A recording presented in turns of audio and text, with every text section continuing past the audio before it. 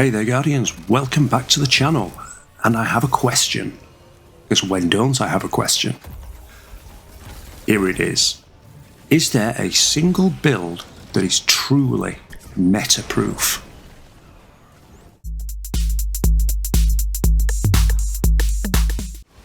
So what do you think? Is there a build that's meta-proof? I'm pretty sure most people are going to say no. And those people are wrong.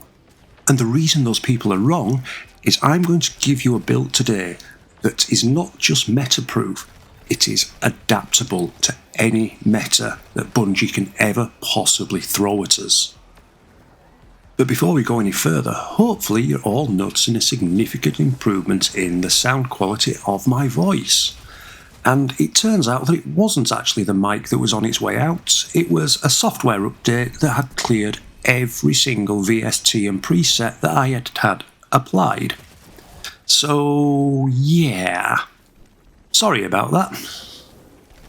If you think it sounds better, drop a comment saying hashtag it's fixed. If it still sounds crap, I'm trying at least. Anyway, moving on. Let's begin this build by saying that for our seasonal artifact, we are only going to take the champion mods. Everything else is entirely at your discretion. And the reason for this is that I've been using this build for several seasons, and all I do is each season I switch it up to match whatever's on the seasonal artifacts. So go nuts, pick whatever you want, whatever suits the element you choose to use with this build. And yes, I do truly mean whichever element you choose, because this build works with all 5. And yes, I am going to give you aspects and fragments to suit any subclass that you may want to use with this build. And this means that you can literally adapt to the meta anytime it changes. Let's say next season it's Arc and Stasis, or maybe it's Stasis and Void, who knows? We can adapt this build in a second. Okay, so let's look at our exotic armour, the heart of this build. And we're going to be using Chromatic Fire, which has the exotic perk Crystalline Transistor, which means precision final blows from any kinetic weapons will create an explosion that deals damage matching the element of your subclass, and it applies elemental effects. And those effects are as follows. On Arc, it blinds enemies. Solar will apply 15 Scorch stacks, or 20 with Ember of Ashes. Stasis will apply 30 slow stacks, Strand will sever, and Void will weaken, meaning we really can adapt to anything. Okay, we're going to go through subclasses alphabetically as it just makes things easier to follow and also makes my life easier when editing this video. So, Arc. We're going to take the Chaos Reach Super as it gives us both add clearing and points DPS ability. A Healing Rift, just because Arc doesn't have healing.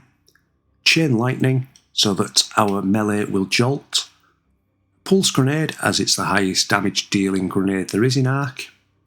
The Arc Soul, so we have our little Arc buddy going around shooting for us. And Electrostatic Mind, so we generate ionic traces, and collecting ionic traces make us amplified. For fragments, we're taking Spark of Shock, so our grenades jolt. Spark of Magnitude, so our grenades last longer. Spark of Ions, so when we defeat anything jolted we get ionic traces. And Spark of Discharge, so arc weapon kills will also create ionic traces. In short, our Arc build is 100% geared towards jolting and creating the ionic traces that give us back our abilities more quickly. For our Solar subclass, we're going to begin with the Well of Radiance Super, Phoenix Dive that cures us, and while Heat Rise is active we also gain Restoration. Incinerator Snap Melee so that we can scorch things. The Solar Grenade that also scorches things. Aspects, we're going to be taking Heat Rises so we can consume our grenade, and then when we dive to the ground we get the Restoration. It also means that you can fire whilst airborne. And Touch of Flame that enhances our Solar Grenade. The fragments, we're taking Ember of Ashes to apply more Scorch. Ember of Char, so our Solar Ignition spread Scorch. Ember of Eruption, so our ignitions have an increased area of effect. Then the final one is your choice between Ember of Empyrean, to extend our Restoration and Radiant effects, or Ember of Torches, so powered melees will make you and allies radiant. Our solar build is entirely focused on gaining Restoration and Scorch/Ignitions to do huge damage to waves of adds. If you're using a Stasis Subclass, you want to begin with a Healing Rift and a Duskfield Grenade. The only reason for the Duskfield is it has the shortest cooldown of any of the Stasis Grenades. Our aspects are going to be Bleak Watcher, our fantastic little Stasis turret, and Ice Flare Bolts, so if we shatter anything that's frozen, it will then track and freeze other enemies nearby. For our fragments, Whisper of Rending, so we do more damage with primary ammo against frozen targets. Whisper of Chains, so we take less damage while we're near a stasis crystal.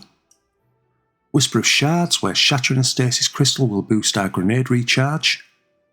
And Whisper of Torment, which gives us additional grenade energy whenever we get shot, because hey, we always get shot, we may as well get a benefit from it.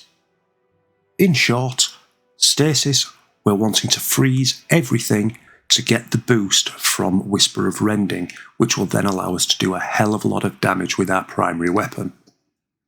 If you're going to be using this Strand Subclass, begin with a Healing Rift and a Threadling Grenade. For your aspects, take Weaver's Call, so your Rift can generate Threadlings, and the Wanderer, so Tangles will suspend things, and Threadlings will create a Tangle. For our fragments, we'll take Thread of Evolution, so our Threadlings travel further and deal more damage. Thread of Warding, so we gain Woven Mail from Orbs of Power. Transmutation, so while we have Woven Mail, we can generate additional Tangles. And Thread of Generation, so dealing damage gives us back grenade energy. Put simply, Strand, we're wanting to create a hell of a lot of Tangles and Threadlings.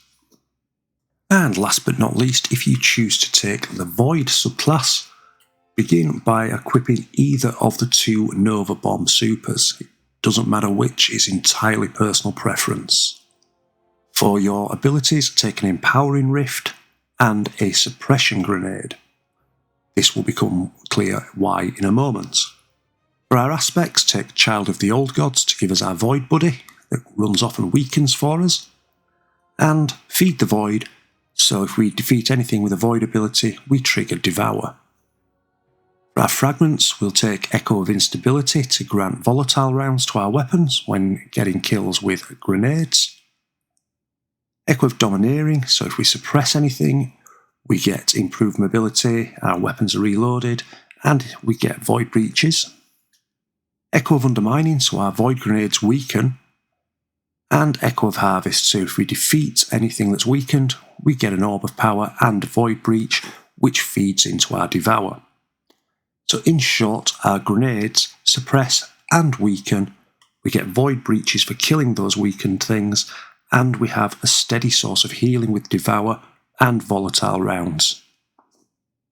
When selecting your armour, your first priority as always is Resilience, as we want that 100 to give us that 30% damage reduction. Second priority is Recovery, simply because this governs the Warlock class ability cooldown timer. Third priority, Discipline, because we want to throw lots and lots of grenades regardless of the subclass we're using.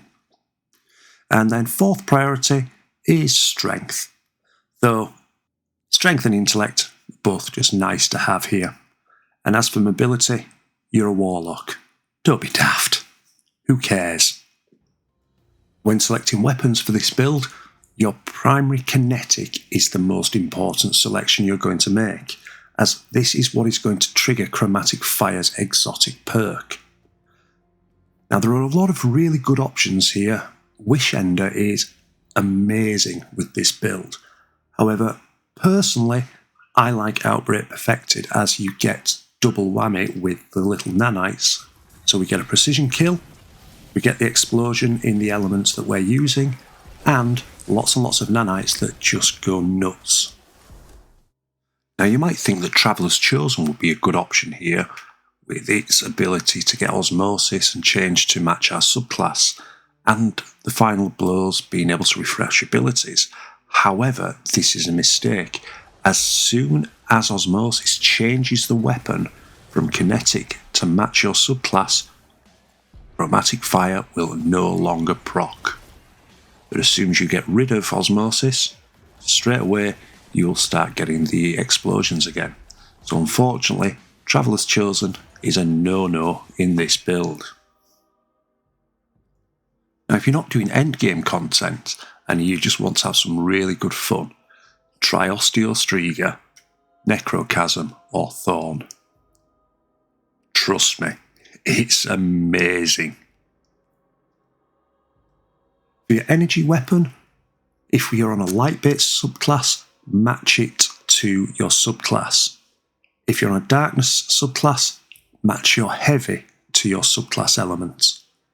However, other than that, it is entirely dealer's choice. You may want something that has lots of ad clear potential. You may want something that can burst DPS. It really doesn't matter. The key is the kinetic weapon. And this brings us finally to our mod setup, which is the same for any subclass with one exception that I'll cover when we get to it. So to begin with, on our helmet, we're going to take a kinetic siphon. That's so that kinetic kills will give us orbs of power. We're going to take a harmonic siphon as well, so kills with weapons that match our subclass will also generate orbs of power. And then the third mod is your choice of Ashes to Assets, Hands-On or Dynamo based on your personal preference. My preference, particularly for high-end content, is Dynamo, and that's simply because I have to use my class ability anywhere near an enemy, which, let's be honest, with a healing rift is generally what you're going to be doing. That will give me super energy, whereas with Ashes to Assets and Hands-On, I need to either get a grenade or a melee kill, respectively, to get that boost. With things like GMs, kills with grenades and melees, you can't always guarantee. Quite often, the enemies are chunky enough that they will just absorb that damage and you then finish them with a weapon. Moving on to our arms, we're going to take an Impact Induction, which will give us 12% back towards our grenade cooldown every time we cause damage with a powered melee. We're going to take a Focusing Strike that will give 12% class ability energy whenever we cause damage with that same powered melee. And then a Firepower mod, which will give us orbs of power for any grenade final blows. Unless we are on stasis. Because if we're on stasis, we'll be using the Bleak Watcher, which virtually never gets a kill. So if you're on stasis, switch Firepower for heavy-handed to give orbs of power on melee kills. For our chest, take your choice of damage resistance mods to suit the activity you're undertaking. On our legs, we're going to take Recuperation, which gives us 70 HP for every orb of power we pick up. We're going to take Orbs of Restoration, which will grant a 10% boost to whichever ability has the lowest amount of energy. And a Kinetic Weapon Surge, so picking up an Orb of Power will give our kinetic weapon a 10% damage boost. And then finally, on our class item, we're going to take a Bomber, so we will receive 12% grenade energy when we use our class ability. Your choice of either Powerful Attraction or Time Dilation. So Powerful Attraction will collect orbs of power when we activate our class ability, and Time Dilation will extend the effects of our armour charge from 10 to 15 seconds for one copy. And a Reaper mod, so if we get a kill within 10 seconds of using our class ability, we will generate an orb of power. If we think now about our gameplay loop, you'll be pleased to know that there isn't a complicated loop that you need to master. Because of the cycle between our abilities set up with Impact Induction, Focusing Strike and Bomber, we can literally just play the game and our abilities will recharge themselves over time. We activate our exotic perk just by getting precision shots on enemies, so it's literally go out there, shoot the enemy in the face, and have fun. And it adapts to every meta. So right now, Strand Solar is incredibly powerful. A couple of seasons ago, it was all about Arc. We've had Void seasons, we've had Solar seasons. The only one we really haven't had yet is a strong Stasis season. But we're prepared for that too. It's fantastic. So there we have it, Guardians. This is how you prepare yourself for any meta that Bungie could ever possibly throw at us. And we can have some really good fun doing it. If you've enjoyed this video and are interested in more Destiny 2 builds, please drop a like and a subscribe, you'll be really helping the channel to grow. But until next time, I hope you have a fantastic day.